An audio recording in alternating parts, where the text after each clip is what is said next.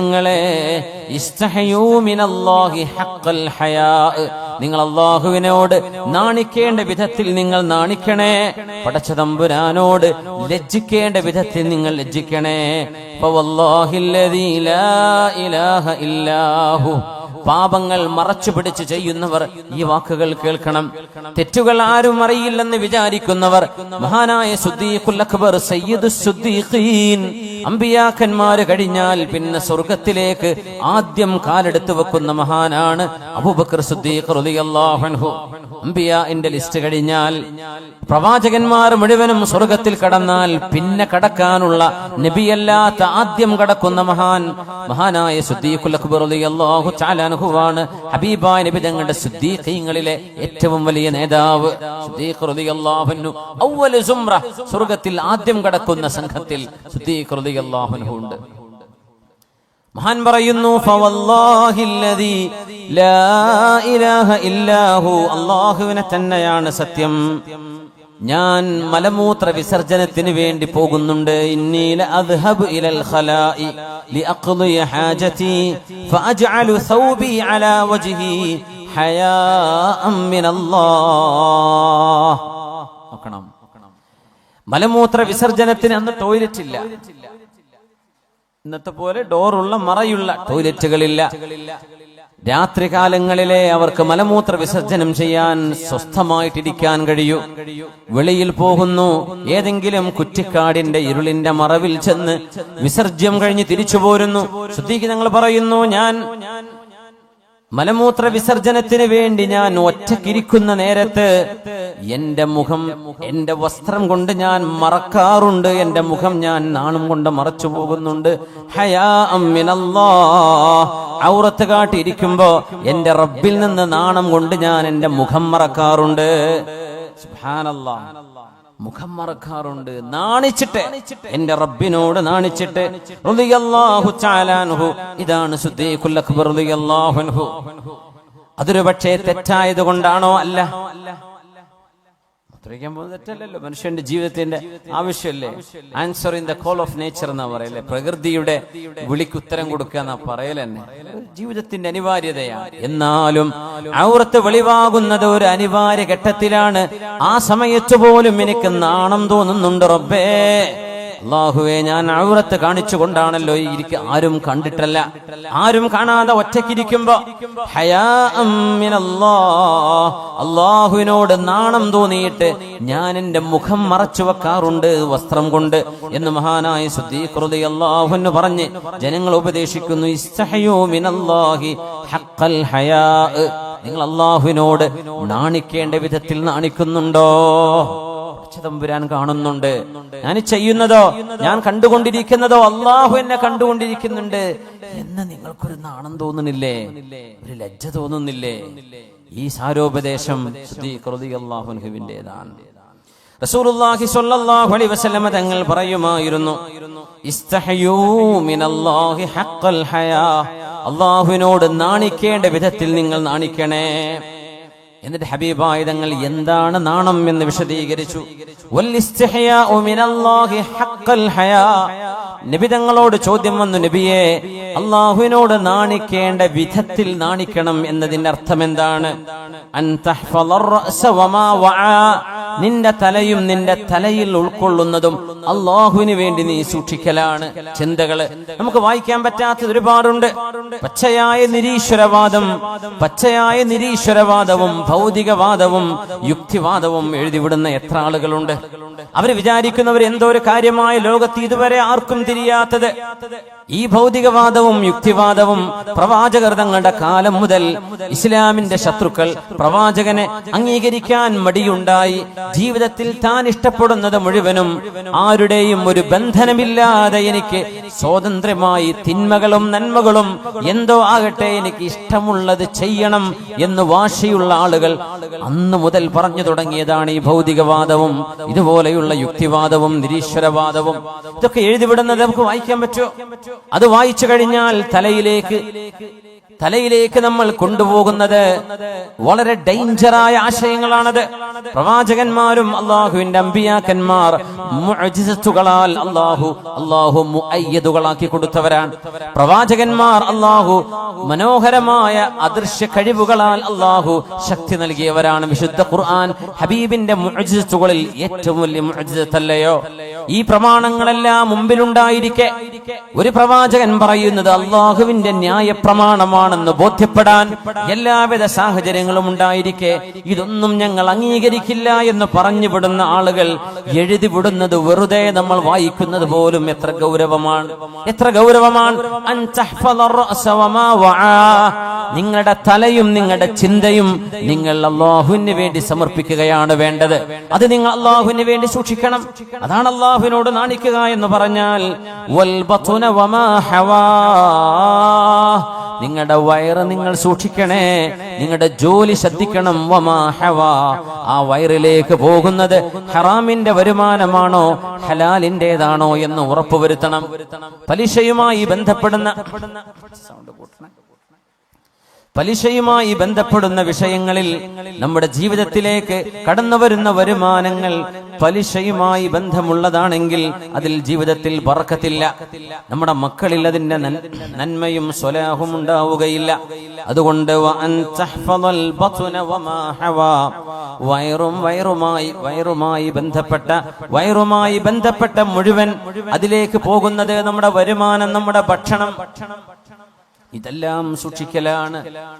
ومن تذكر البلاه ترك زينة الحياة الدنيا ومن تذكر البلاه പടച്ചവനെ മരിച്ചുപോയി ഖബറിൽ കിടക്കണല്ലോ എന്ന് ആലോചിക്കുന്ന ഒരാൾ തറക സീനത്തദ് ദുനിയാ, ഐഹികമായ ലോകത്തിന്റെ എല്ലാ പളപളപ്പും ഭൗതിക ജീവിതത്തിന്റെ എല്ലാ ആസ്വാദനങ്ങളും അവരുപേക്ഷിക്കുന്നവരാണെന്ന് പരിശുദ്ധ റസൂൽ സ്വല്ലല്ലാഹു അലൈഹി വസല്ലം.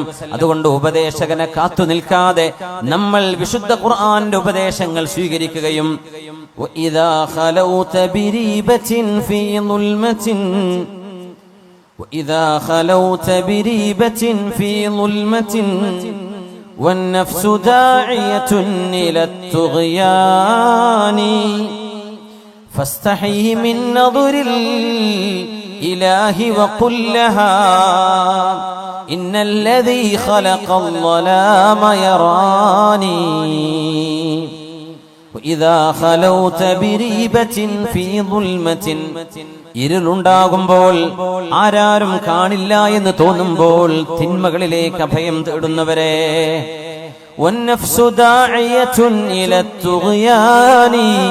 മദ്യപാനവും വ്യഭിചാരവും മോശമായത് കണ്ടിരിക്കലും നോക്കിയിരിക്കലും വായിച്ചിരിക്കലും ഇന്ന് മനുഷ്യനെ ബാധിച്ച, വിശ്വാസികളെയും അല്ലാത്തവരെയും ഒരുപോലെ ബാധിച്ച ഏറ്റവും വലിയ മാലിന്യം മനുഷ്യന്റെ കണ്ണുകളെ കൊണ്ട് തിന്മകൾ പച്ചയായി കാണാനുള്ള അവസരങ്ങൾ ഉണ്ടായി എന്നതാണ്. ഇന്ന് ലോകത്തിന്റെ ഏറ്റവും വലിയ ഫിത്ന അതാണ്. ടെക്നോളജിയോ നമ്മുടെ സ്മാർട്ട് ഫോണുകളോ നമ്മുടെ മൊബൈൽ ഫോണുകളോ നമ്മൾ ഉപയോഗിക്കുന്ന ഗാഡ്ജറ്റുകൾ എന്തോ ആകട്ടെ, തിന്മകൾ കാണാനുള്ള വഴി ഒരു മനുഷ്യന്റെ സ്വകാര്യതയിലേക്ക് ആരും അറിയാതെ തിന്മകൾ നോക്കിയിരിക്കാൻ മനുഷ്യൻ ചെലവഴിക്കുന്ന സമയം. وَإِذَا خَلَوْتَ بِرِيبَةٍ فِي ظُلْمَةٍ وَالنَّفْسُ دَاعِيَةٌ إِلَى الطُّغْيَانِ فَاسْتَحْيِ مِنْ نَظْرِ الْإِلَهِ وَقُلْ لَهَا إِنَّ الَّذِي خَلَقَ الظَّلَامَ يَرَانِي.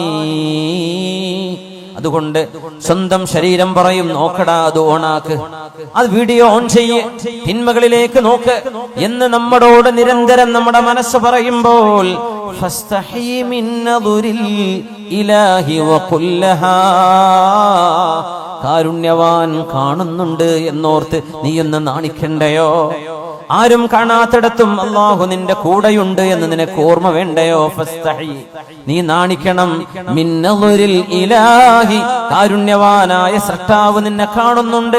വഖുൽ ലഹാ, നിന്റെ നഫ്സിനോട് പറയ്, ഇന്നല്ലദീ ഖലഖൽ ളലാമ യറാനി, ഇരുട്ട് പടച്ചവൻ, ഇരുട്ടിനെ ഉണ്ടാക്കിയവൻ എന്നെ നോക്കുന്നുണ്ട് ഇന്ന് അനാവശ്യമായ ഏറ്റവും മോശമായ വീഡിയോകൾ ശ്രദ്ധിക്കുന്നതിൽ പുരുഷന്മാരുടെ അനുപാതത്തെക്കാളും കൂടുതൽ പെണ്ണുങ്ങളുണ്ട് എന്നാണ് കണക്ക്. സ്ത്രീജനങ്ങളിൽ വലിയൊരു വിഭാഗം ഇതിന് അഡിക്റ്റുകളാണത്രേ. പുരുഷന്മാർക്ക് അഡിക്ഷൻ വരുന്നുണ്ട്. നിരന്തരമായും തിന്മകളിലേക്ക് നോക്കാനുള്ള ഒരു തരം മയക്കുമരുന്ന് പോലെയുള്ള ഒരു തരം അടിമത്വം സ്ക്രീനുകളിലേക്ക് മനുഷ്യന് വരുന്നുണ്ട് എന്നാണ് ഇന്നത്തെ പഠനം.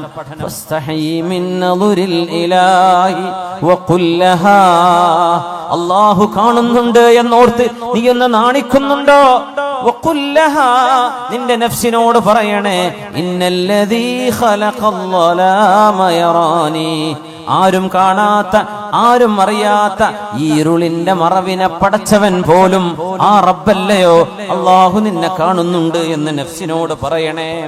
ആ ഒരു ബന്ധമാണ്, ആ ഒരു തോന്നലാണ് തിന്മകളിലേക്ക് മനസ്സ് പോകുമ്പോൾ നമുക്കുണ്ടാവേണ്ടത്. നമ്മളെ നിയന്ത്രിക്കണം ആദ്യം. അല്ലാഹു നമുക്കതിന് തൗഫീഖ് നൽകട്ടെ.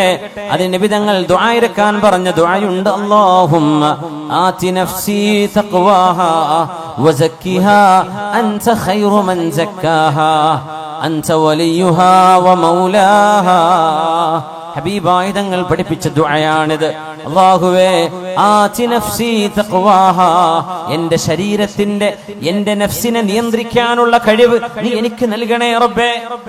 ഒരു മനുഷ്യൻ അവനവനെ കൺട്രോൾ ചെയ്യാൻ പറ്റാത്തൊരവസ്ഥ, അത് വലിയ അപകടമാണ്. നമുക്ക് നമ്മുടെ ഇമോഷൻസ്, നമ്മുടെ വികാരങ്ങള്, നമ്മുടെ വിചാരങ്ങള്, നമ്മുടെ തോന്നലുകള്, നമ്മുടെ വികാര വിക്ഷോഭങ്ങള് ഇത് നിയന്ത്രിക്കാൻ കഴിയാതെ വരുന്നത് വലിയൊരു ദുരന്തമാണ്. അല്ലാഹുവിനോട് ചോദിച്ച് പ്രാർത്ഥിച്ച് പഠിക്കണം. ഈ ദുആ നമ്മൾ ശരിക്ക് പഠിച്ചു വെക്കണം. അല്ലാഹുമ്മ റബ്ബേ ആതി നഫ്സി തഖ്വാഹാ, എന്റെ ശരീരത്തിന് ആവശ്യമായ ബോധം, തഖ്വയും നിന്നെ കുറിച്ചുള്ള ഭയപ്പാടും നീ തന്നെ നൽകണേ റബ്ബേ. വസക്കിഹാ, എന്റെ ശരീരത്തെ നീ ശുദ്ധിയാക്കി തരണമേ. അൻത ഖൈറു മൻ സക്കാഹാ, നീയാണല്ലോ റബ്ബേ ശരീരത്തെ ഏറ്റവും നന്നാക്കി തരുന്നവൻ. അൻത വലിയുഹാ വമൗലാഹാ, എന്റെ ശരീരത്തിന്റെ ഉടമസ്ഥനും എന്റെ ശരീരത്തിന്റെ ഗാർഡിയൻ, എന്റെ ശരീരത്തിന്റെ രക്ഷിതാവ്, ഇതെല്ലാം നീയല്ലയോ റബ്ബേ, നീയല്ലയോ എന്റെ ഉടമസ്ഥൻ. അതുകൊണ്ട് നീ എന്നെ നന്നാക്കി തരണേ എന്ന് അല്ലാഹുവിനോട് നമ്മുടെ ഓരോ വിശ്വാസി ജനങ്ങളും ഓരോരുത്തരും ദുആ ചെയ്യണം. പ്രത്യേകിച്ച് നമ്മുടെ യുവാക്കളും യുവതികളും, ഏറ്റവും പ്രധാനമായി നമ്മുടെ ഉയർന്ന ക്ലാസ്സുകളിൽ പഠിക്കുന്ന വിദ്യാർത്ഥിനികള് ഈ ദുആ പഠിച്ചു വെക്കണം.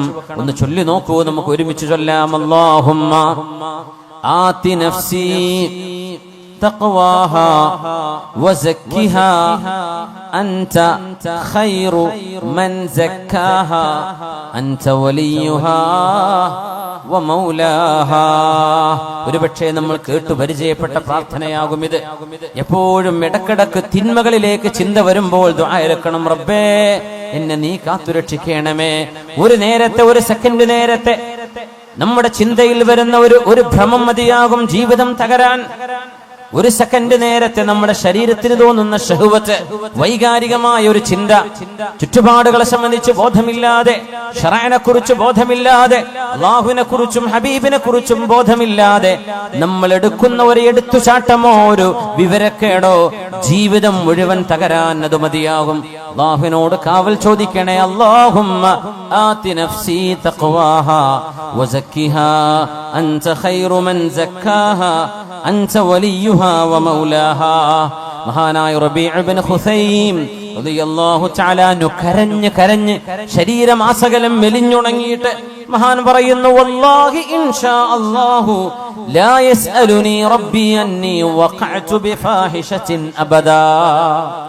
അല്ലാഹുവിനോട് ദുആ ഇറക്കുകയാണ്. അല്ലാഹുവിന്റെ മുമ്പിൽ ശപഥം ചെയ്തു പറയുന്നു റബീഅ റളിയല്ലാഹു അൻഹു, വല്ലാഹ്, അല്ലാഹുവിനെ തന്നെയാണ് സത്യം. ഈ വാക്ക് പോലെ നമുക്കൊരു ധൈര്യപ്പെട്ട് പറയാൻ കഴിയോ? ധൈര്യപ്പെട്ട് പറയാൻ കഴിയുമോ? വല്ലാഹി, അല്ലാഹുവിനെ തന്നെയാണ് സത്യം. ഇൻഷാ അല്ലാഹ്, ഇൻഷാ അല്ലാഹ് ലാ യസ്അലുനി റബ്ബി അന്നി വഖഅതു ബിഫാഹിശത്തിൻ അബദാ. എന്നോട് അല്ലാഹു ഒരിക്കലും എന്തുകൊണ്ട് റബീഅേ നിങ്ങൾ ഒരു വ്യഭിചാരം ചെയ്തു എന്ന് എന്റെ റബ്ബനോട് ചോദിക്കുന്ന അവസ്ഥ ഉണ്ടാവരുത്.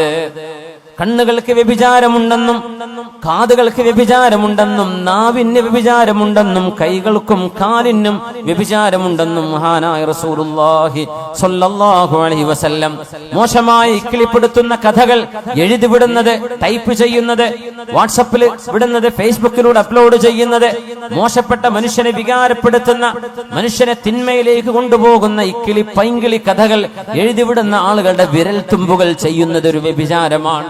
അത് വായിക്കുന്നവന്റെ കണ്ണ് ചെയ്യുന്നത് വ്യഭിചാരമാണ്, അത് കേൾക്കുന്നത് വ്യഭിചാരമാണ്. അത്തരം വിഷയങ്ങൾ അറിയാനും ആസ്വദിക്കാനും നടന്നു പോകുന്നത് കാലുകൊണ്ട് ചെയ്യുന്ന വ്യഭിചാരമാണ്. അത് മനുഷ്യന്റെ ജനനേന്ദ്രിയം ഒന്നുകിൽ ശരിവെക്കും, അല്ലെങ്കിൽ അതിനെ എതിർക്കും. ശരിവെച്ചാൽ അതിനർത്ഥം അവൻ ശരിയായ തിന്മയിൽ ചെന്ന് പതിക്കുന്നു. മഅദല്ലാഹ്. അതുകൊണ്ട് ഈ രണ്ട് കവിതകളുടെ ആശയം വളരെ വലുതാണ്. നമ്മൾ ഒറ്റക്കിരിക്കുമ്പോഴോ ആരാരും അറിയില്ലെന്ന് തോന്നുമ്പോഴോ നമ്മുടെ ഖൽബിന്റെ ഉള്ളിൽ പറയണേ, എന്നെ അല്ലാഹു കണ്ടുകൊണ്ടിരിക്കുകയാണ്. വഇദാ ഖലൗത ബിരീബത്തിൻ ഫീ ദുൽമത്തിൻ وإذا خلوت بريبة في ظلمة والنفس داعية إلى الطغيان فاستحي من نظر الإله وقل لها إن الذي خلق الظلام يراني. അല്ലാഹു നമുക്ക് ആ ബോധം നൽകട്ടെ. നമുക്ക് നമ്മെ നിയന്ത്രിക്കാനുള്ള കഴിവ്. നാളെ ഖബറിൽ പോയി കിടക്കുമ്പോ വേണ്ടില്ലായിരുന്നുവെന്ന് പശ്ചാത്തപിക്കുന്ന, നമ്മളെ തെറി പറയുന്ന, നമ്മളെ ശപിച്ചു കളയുന്ന, ജീവിതത്തിൽ വരുന്ന അബദ്ധങ്ങൾ ഉണ്ടാവരുതേ. നാളെ മഹ്ശറായിലേക്ക് നമ്മുടെ കിതാബ് നൽകപ്പെടുമ്പോ, യാ അബ്ദി, എന്റെ ദാസനെ, ഹൽ വലമക ഹഫളതി, നിന്റെ കർമ്മങ്ങൾ എഴുതി വെക്കാൻ ഞാൻ നിശ്ചയിച്ച എന്റെ മലക്കുകൾ, എന്റെ ഉദ്യോഗസ്ഥന്മാർ നിന്നോട് അതിക്രമം ചെയ്തിട്ടുണ്ടോ? നീ ചെയ്യാത്തത് നീ ചെയ്തുവെന്ന് നിന്റെ പേരിൽ എഴുതി വെച്ചതാണോ? എന്റെ മലക്കുകളോട് നിനക്ക് വല്ല അന്യായം തോന്നുന്നുണ്ടോ?